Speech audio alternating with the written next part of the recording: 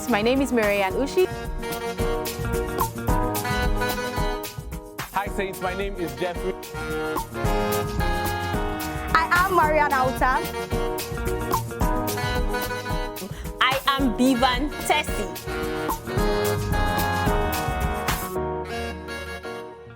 Truth or Dare is a popular game often played at social gatherings.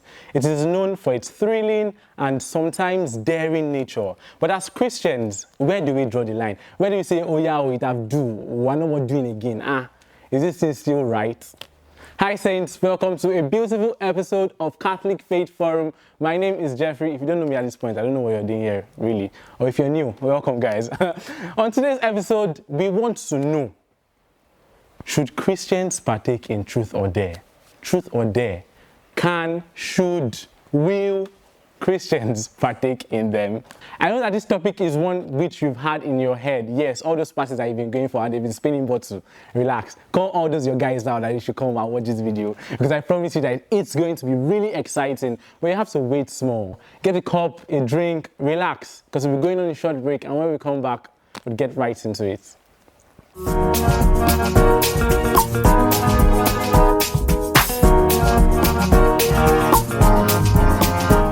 Welcome back Saints. If you're just joining us, before the break I mentioned that today we want to know, should Christians partake in truth or dare? Yes, you heard me right. What is Jeffrey always doing like this? All these episodes are already somehow. Yes, come and beat me at my house. Sorry, I'm in the studio.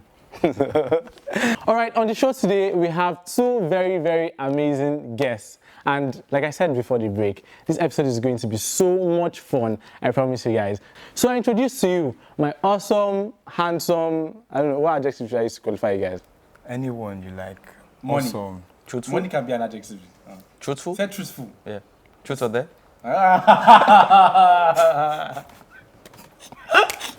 On that note, guys, allow me to introduce to you Ezekiel and Sikak Nicodemus. Yeah. I won't call your son name, but then I was thinking that's too serious. Yeah, I think that's so serious. You want to play a bit.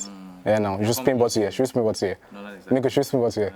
Let's spin to know who goes first. And who goes second. I like the idea. All right, so let's give some form of bio. First of all, you guys remember Nicodemus from last season. He was on the show about friendship. So on that note, I'm not going to be introducing Nico again. I'm sorry, but he's already an OG on the show, right? So Nico is going to introduce himself. I'm going to give you that privilege. So Nico, go first. Tell them who you are. Who am I? Okay, my name is Sikak Nicodemus, like you mentioned. An Arsenal fan through and through. I would always point this out. Yes, mechanical engineering graduate, Yaba College of Technology. I'm so happy to be on this show again. I love being here. Thank you very much for having me. All right, so since you guys have not seen Ezekiel's face before, I'll tell you somewhat of what he does. There's one part of his bio that is irritating me. I'm not going to lie. But you guys are going to hear it and you're going to judge. So, Ezekiel is a programs manager. That's what he does, right? He's all about helping young professionals figure out their career game plan and make big moves. Big things, no more lie. That's how he moves. When he's not being a Clark Kent, when he's not making all those big moves, he's a... Now, this is part that is very irritating. He's a Manchester United fan and loves to travel. I know you laughed. I know you shook your head. And I agree with you because why? That's the best club in England. Stop. I mean, if you look at the history, we're not doing well now. The history can be last season, negative goal difference, but let's continue. Let's not give him It's fine. that room to start explaining, please. With history, we are the best club in England. So History, okay. If that's what you feel, that will Makes you sleep at night. that's it. Sure. Unlike Gunners. No. Please, Champions we League. are new here. How many Champions Leagues do you have? Let's continue, please. Do you want us to... How are you guys doing? I'm very well. I love being here. I'm enjoying myself already. You want us to get you a bottle of water?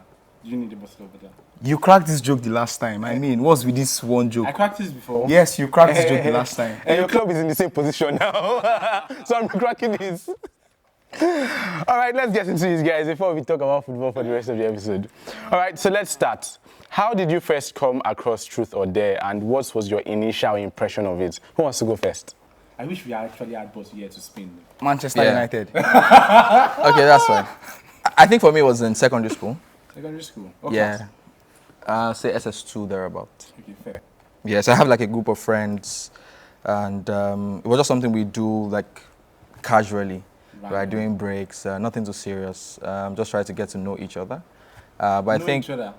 yeah, know each other of some sorts, right? But I think where it got really intense was when, so I had this girl I really liked, and Somebody Blackberry. just said, oh, I heard it. Did you hear it? Nigga, did you hear it? No, I did not. So I had this guy I really liked, and it was the Blackberry season time. You get, so we're just chatting, pinging. That's what they call it.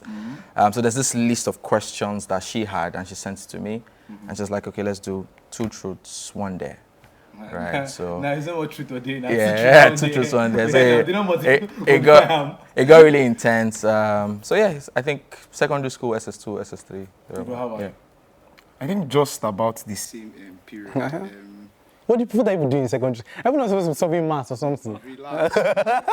I think it was one of those summer school days, but it wasn't anything too serious. Like, it was just, okay, bands and all those things, spin, come and do something very awkward. When you spin, they'll be like, okay, they'll play music and be like, or no music, dance Michael Jackson, make that Michael Jackson move to no song or Terry Akpala or one of all those Akpala music and all of that. So yes, I think that was one of the very first times. So you both have mentioned that the first time you came across it, there was nothing too serious. Yeah. So since then, do you think it has evolved?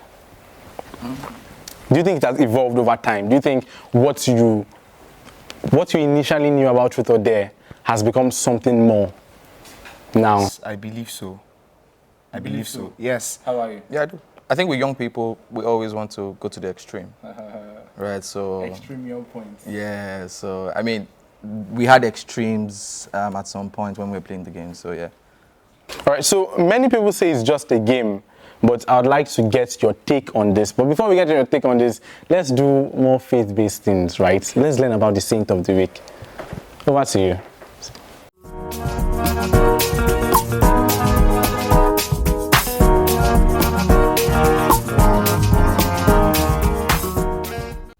Today we're looking at the life of Saint Callistus I, a pope who led the church with mercy and compassion during a time of great trial. Born in Rome around the 2nd century, Callistus was originally a Christian slave. After being exiled to the mines, he returned to Rome, where his leadership skills caught the attention of Pope Zephyrinus. Eventually, in 217 AD, Callistus became pope, guiding the church through challenges of persecution and division. Saint Callistus is best remembered for his radical stance on forgiveness. He believed that God's mercy is infinite, and those who repented, even after abandoning the faith during persecution, should be welcomed back. His teachings on reconciliation laid the foundation for the church's approach to confession and penance. Bless me, Father, for I have sinned. He also promoted the building of Christian cemeteries and helped improve care for the poor, leaving a lasting impact on the church. But sadly, he was martyred in 222 AD, but his legacy of mercy lives on. So what can we learn from Saint Callistus I? 1. The power of mercy. His belief in the power of forgiveness teaches us that no one is beyond redemption. And 2, reconciliation. St. Callistus reminds us that the church is a place of healing for all. 3, compassionate leadership. His example shows us the importance of leading with love and compassion, not pride. St. Callistus I's life is a powerful reminder of God's endless mercy and the church's mission to bring all people to Christ. And so we say, Saint Callistus, pray for us.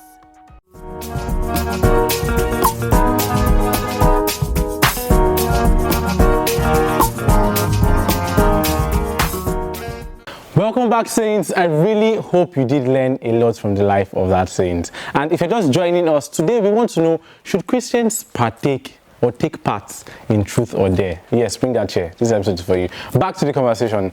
So I asked, many people say it's just a game, but do you think it's so much more? Nico, you can take this. Okay, well, I feel like everything good has the perverted version. So yes, there's always a very good part of it and then the bad side. And I think I can always share like a personal experience from last year. There was this friend, this girl I met. This girl seems very ready for this story. Sometimes in 2023, December 2023, thereabout. And we went for like a family function together. That was the first time I met her. And then fast forward to 2024, she wasn't particularly strong in her faith, to be very honest. I think at some point we traveled, and in that gathering, she was like, only today when I don't pray like 50 times, that kind of thing. Like, because of the many prayers that the Catholic Church has, of course, Angelus, at every point in time we are praying, and the rosary and all of that. So in the space of 2-3 days that we traveled together, she was like, she has prayed the most in these 3 days. So we got back to Lagos, and we just had like a gathering and then played a game. So it's a form of truth or dare. They call it Christian cards. So they just ask you questions and all of that. So it's a form of truth or dare. But then that's like Yes, but exactly. So, and she could not answer a lot of questions, but fast forward from that period up till now, I think she has improved a lot. She comes to church more and all of that. So yes, there's always a good version as well as there's a perverted version. So yes. I feel you. So next question would be for you. Are you ready? Yeah, sure. Are you sure you're ready? You're very ready. I might not go into details like him. So. Yeah, no, let's go. So from a biblical perspective, how do you think truth or dare aligns or conflicts with Christian values? I mean, it's just a game, really, right? But it can be a lot more, depending on, how you play the game, right? For Christians, there are certain things that we cannot do, right? And this is, we should not do. Yeah, we should not do, actually. We can do it, yeah. But we should not do them, right? So, in its true sense, or in its purest form, I think it's just a game, just to bond with friends, have some good fun. But it can go to the extreme, right? So when you start seeing that maybe some questions or some activities that have been done within the game doesn't probably speak to Christian values, Christian cultures, then it's just, you just have to step back, really. Flee. Right. So let's talk discernment now. What role does discernment play in deciding whether or not to partake in games like truth or dare? So, you guys get the question, or do you get the question? Yeah, I think it's very easy. This day, very easy. I think it's very easy. I think some people would disagree. So, let me buttress my point. All right. Usually, when they start games like that, there's that, we believe everybody here is an adult. If you know you're a child, Is that clear? if you know you're a child, please leave here. I'm a child, though. Let's say that the child in spirit, I'll be all of that. I'm a child in spirit. I'll run. So there's this person I listen to a lot, and he makes a lot of sense. I don't know if you know him, Eric Gugwa on Instagram.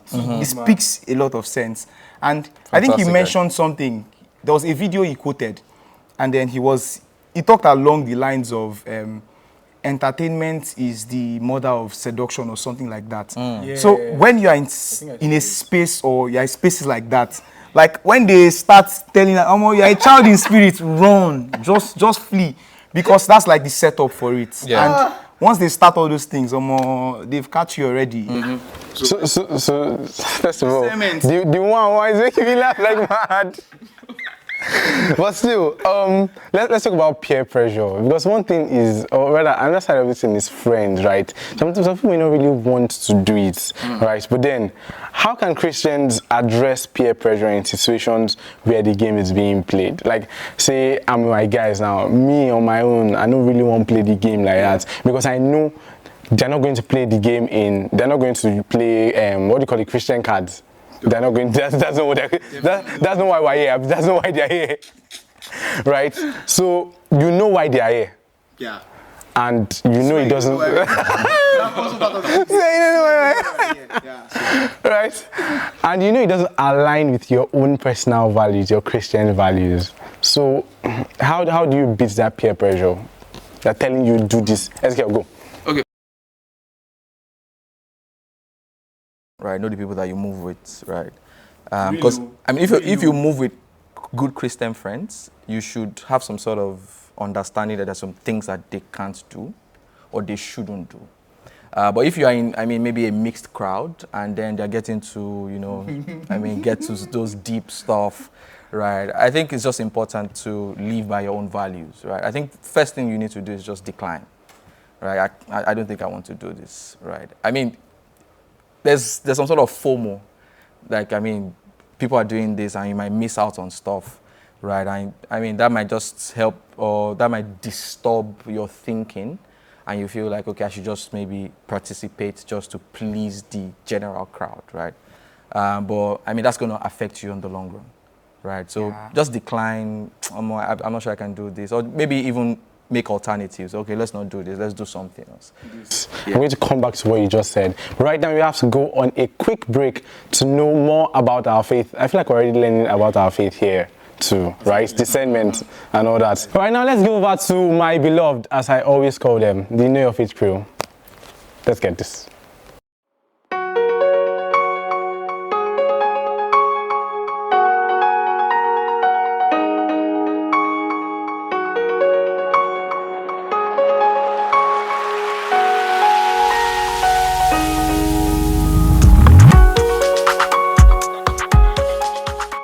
How old are you? Yes, you. How old are you? Guess what? Age doesn't limit sainthood. Hello and welcome to Know Your Faith series. Today's episode of Know Your Faith. Here are 5 young saints who are known for their exemplary life and powerful intercession. I'm introducing myself. I am Saint Amaka Ozo, patron saint of those we know they disappoint. Let's focus. Here we celebrate 5 young saints whose life, though short, was filled with faith, courage, and love.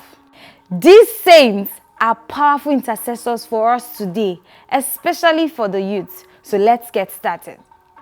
First, we have Saint Maria Goretti, born in 1890 to 1902, the youngest canonized saint.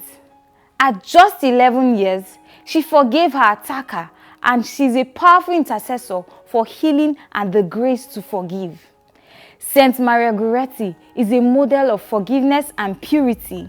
She intercedes especially for victims of assaults. Next is Saint Dominic Savio, who died at the age of 15, born in 1842 to 1857. A student of St. John Bosco, known for his deep devotion to the Eucharist and cheerful holiness, he is a patron of choir boys and youth striving for purity. St. Dominic Savio is known for his deep spirituality. Third is St. Jose Sanchez de Rio, born in 1913 to 1928. He is the patron saint for persecuted Christians, children, adolescents, and Sohayo. At 14, St. Jose Sanchez de Rio courageously died defending his Catholic faith during the Cristero War in Mexico. His last words were, "Long live Christ the King." He intercedes for courage and perseverance. Fourth is Blessed Carlo Acutis, 1991 to 2006, often called the Millennial Saint. Used technology to share the beauty of Eucharist, and he died at the age of 15. He's an intercessor for students and those involved in media and technology. Remember when I said those of us? I meant it. And fifth is the youngest of the Ugandan martyrs. Yes, an African like you and me. Saint Kizito, 1872 to 1886. He was only 13 when he died for his faith. His bravery inspires us to stand firm in our beliefs, no matter the cost. Saint Kizito is a symbol of bravery and faith. These saints remind us that holiness is achievable at any age. I will seek their intercession in times of need, and I hope you do so too, because they inspire us to live faithfully and turn to God in prayer. Who's your favorite young saint? Let us know in the comment section. Guess what? You can learn about saints on our Saints of the Week segment on Catholic Faith Forum. That's all for today. Don't forget to like, share, and subscribe to Dominican Media. Share this video to your friends.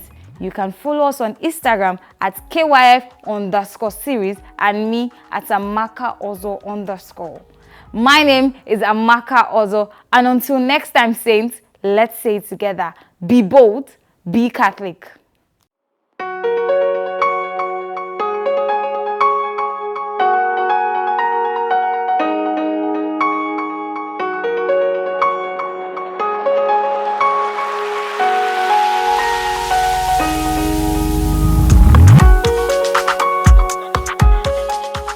Welcome back, Saints. If you're just joining us, today we want to know, should Christians take part in Truth or Dare?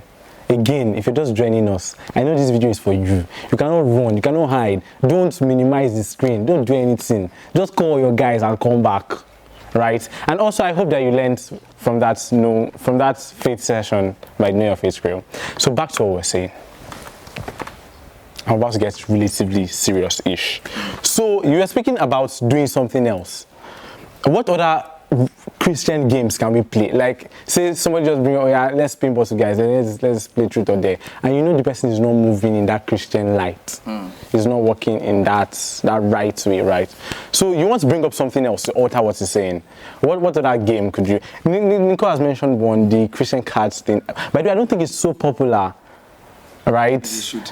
Because I believe that Christians' contents now are now almost everywhere. So yes, it's very beautiful. So there's another one that I got to also play to, Christian conversations. So they have like 4 different cards.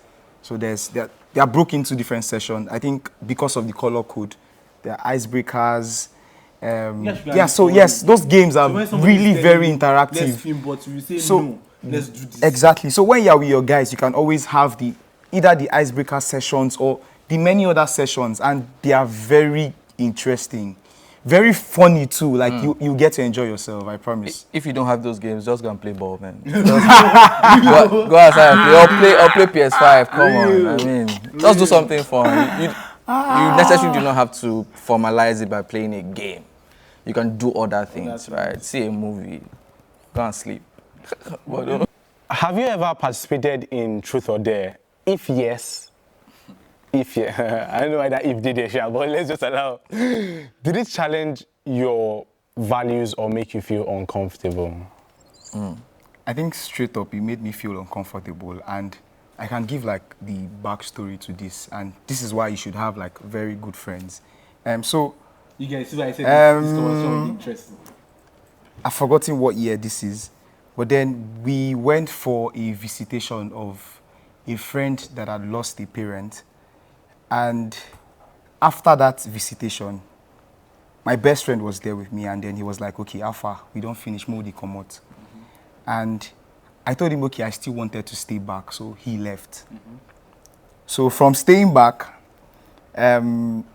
we left with the other guys that were there.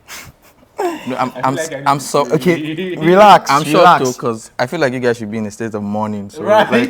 Exactly. So yes, from there, we went somewhere very funny. I wouldn't mention this. Went somewhere very out of this world. Like, it was a very terrible experience for me. And in that space, they would offer what's it called, weed, for us to smoke at first. But outrightly, I rejected. Because in that moment, I was praying, God, if you come on me from this one, I know go do it again. Like, why didn't I just go with my friend? So somehow, they offered me, and then I was like, nah, this place, I just come here for the first time and all of that. I know go do them today. So somehow, God made me. I escaped that one. So when we left, I mean, they were high already. When we left, we went to a party. And then they would eventually play the Truth or Dare game. So it was the whole process was very uncomfortable. I mean, I was just in regrets. Like, why I no just follow my guy come out? Like, but I mean, Why peer you follow am pressure. comot? Why till tomorrow? I cannot answer that question. Why I no follow am come out? So yes. So I don't think since that day I don't think I ever put myself in any compromising situation If Don't learn. I go there with my friends, my guys, like my proper guys, and it's time for us to leave, I leave. Immediately. I no one here say remove 5 things from your body. Because it can be very fun. Remove 5 things from your body. Nah. It can be How many crazy things I too. wear first of all? So It can be crazy we too, don't do that here. For some of those games, I mean, alcohol is in the mix, right? Yeah. So you're already under the influence, and anything they tell you to do, you just want to do because you're not in your right senses. I mean, everybody did do them now. You get so. Good idea. Make I not talk personal experience. Man. Let's just move on. You don't worry about that. So what advice would you give to Christians who want to avoid the game without alienating themselves from their peers? This still falls under the whole peer pressure kind of thing. See. Run, any friend, run. Just get out, man. Back to, there was one thing I said the last time when I was on set. First it was fragrance, then it turns to fire, run. Because to be honest, I think I used to have 2 friends, childhood friends, and up to this moment, I don't think I know their whereabouts. Oh my God, I beg. Exactly. So at some point they were in school. So first of all, the gathering, it first starts with truth or dare. Drink this alcohol, first of all. You drink and then you know yourself. And I've been trying to reach out to this friend. I've asked Different. his sisters, nobody can give me an answer of his whereabouts. So I think it first starts with you're in this gathering and then you're taking alcohol. First it was alcohol, and then it will move to weed. It will grow. And it's very scary. It's very scary that you've lost people. I know truth or dare is not necessarily having what's it called, like sexual experiences, or in that sometimes it could be drag and take 1 or 2 drags or down 1 bottle of alcohol. I've seen a video online that a lady, I challenge you to take like half bottle of a particular brand of vodka or something, and then after taking, bottle. I'm telling you, it was on X, like she downed it instantly. She passed out from there. I think she lost her life. So don't engage in anything extreme. Like once they've started this one, if you are not run, you are a child in spirit. There's a Yoruba adage that says, "In Kotoba ni jema fi rumu." What you're not going to eat eventually, don't try to smell it, right? So just run, don't do it. All right. Yeah. So to wrap up, this is a straight question, straight answer. Do you believe Christians can play truth or dare while staying true to their faith? Yes, just like I mentioned, the card games, like the truth or So dare you flip games. the Yeah. switch. You don't do what the world is doing. Yes, don't play the perverted version. There are wonderful versions that you can always play with your friends, and you'd always have that fun time.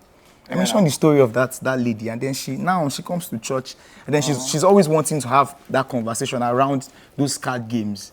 Yeah, so yes. Nice conversation, guys. See, be truth or dare. Play another game. Play ball. Real. Oh my guys, guys, watch this video. I'm sending it to all of them. All right, thank you very much, guys, for this awesome episode. I've been laughing here since. Nico said he's a baby. I'm a baby at Let little children Come to me.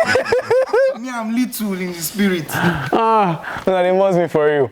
All right, thank you very much, Saints, for staying with us up until this point. You're the real MVP, and I really hope that you've learned a lot from this episode.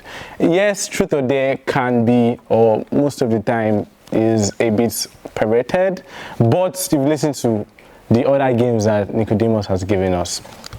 And I really hope that you pick up these games and do something with them. Don't play those perverted versions. I wanted to say grow up, or not really by growing up. Just have good discernment, right? And stay true to your Christian and moral values. All right, thank you guys. Do also share this video, like, subscribe to our YouTube channel, follow us on all social media at CFF on TV and at Dominican Media. Do also follow me on Instagram at _IamJeffrey, on X at IamJeffrey14. Until next time, keep being saints in jeans and shirts. Bye, guys. Thank you very much. Yeah, I believe. Serious. Like Anthony from Man U? Yeah, that's not He scored, I think he scored. Man of the match twice. Now, fool.